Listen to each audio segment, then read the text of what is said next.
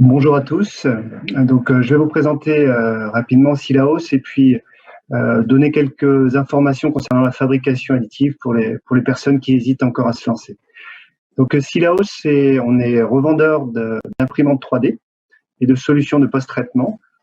Et puis on offre un certain nombre de services. Donc si on regarde rapidement nos produits, on a des imprimantes bureau type Formlabs et Ultimaker.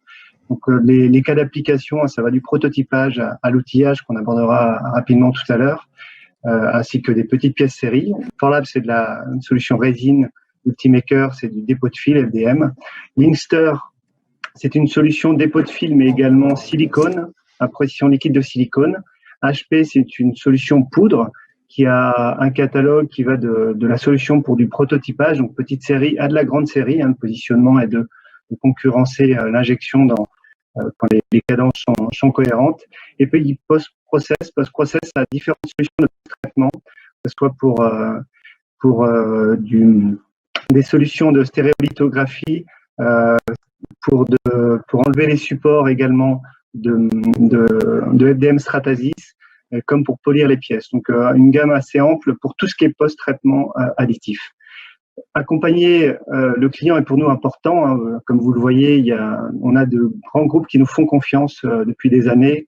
Nos services sont quelque chose d'important pour nous, aussi bien dans la phase de consultation, audit et conseil, que dans la phase d'intégration des machines. On est centre de formation, on accompagne nos clients dans l'adoption de ces machines pour qu'ils deviennent complètement indépendants, et on assure évidemment la maintenance et le SAV jusqu'à la fin d'utilisation de la machine.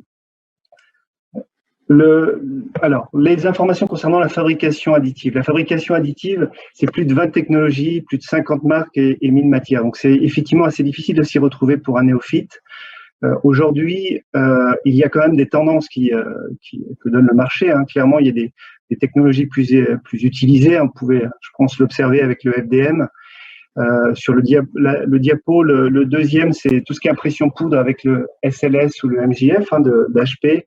Et puis après, vous avez effectivement toutes les solutions résine. D'autres solutions existent, elles peuvent avoir un intérêt.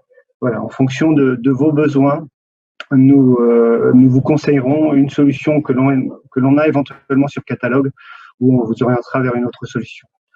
Pourquoi l'impression 3D ? Alors, je l'ai résumé comme ça, indispensable pour le prototypage, puisque ça fait plus de 20 ans, 25 ans que l'impression 3D est utilisée pour le prototypage, rentable pour l'outillage. La plupart de nos clients, ou une grande majorité de nos clients qui utilisent, par exemple, des imprimantes Ultimaker FDM, c'est pour de l'outillage et c'est quelque chose de très rentable pour eux, et de plus en plus considéré pour la production. On le voit avec HP, qui avait un positionnement très industriel, très production, et c'est devenu une réalité en 2 ans. À prendre en compte aussi pour la production le fait d'avoir du post-traitement, de positionnement de post-process. Dans les cas d'application, là sur le schéma, vous voyez le cycle de vie d'un produit. On peut donc utiliser l'impression 3D sur l'ensemble de ce cycle, du prototypage en passant par l'outillage jusqu'à la série. Les avantages de l'impression 3D, vous trouverez différentes informations, nous on l'a résumé également en 3 piliers.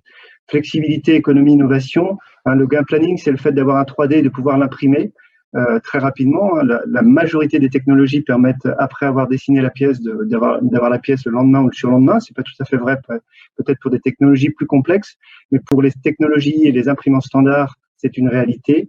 Des coûts de production plus faibles, c'est vrai également quand on fait des outillages avec une imprimante type Ultimaker, et c'est vrai également quand on va fabriquer des pièces en série avec une technologie type HP, MJF HP, quand les cadences sont cohérentes avec les capacités et les capacités de cette machine.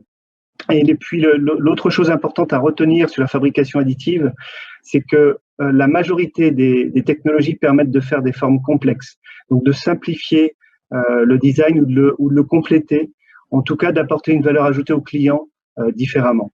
Et donc, en général, ça se traduit par un prix de vente augmenté. Et pour résumer, voilà, Industrie 4.0, on vient pas substituer les technologies existantes, on vient les compléter.